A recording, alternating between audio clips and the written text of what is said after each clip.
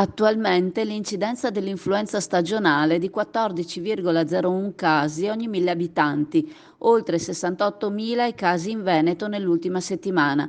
Un'incidenza comunque alta anche se si comincia a registrare un primo calo. Per avere conferme sulla discesa dei contagi si deve aspettare ancora qualche settimana. La percentuale maggiore di cali di contagi si ha in età pediatrica, la più colpita tra le fasce di età da inizio stagione. I sintomi influenzali sono febbre, brividi, tosse, mal di gola, cefalea, dolori muscolari, astenia, naso chiuso e o naso che cola.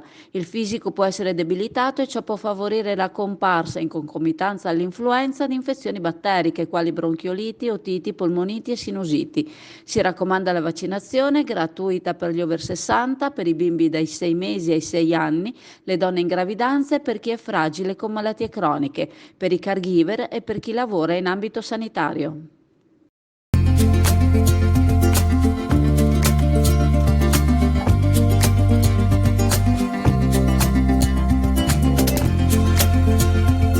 Alla libreria Pegaso a Borgo San Giovanni, Chioggia, il Natale arriva prima. Per tutto il mese di novembre una super promozione su quasi tutti gli articoli presenti in negozio. Passa a prendere i tuoi regali di Natale alla libreria Pegaso.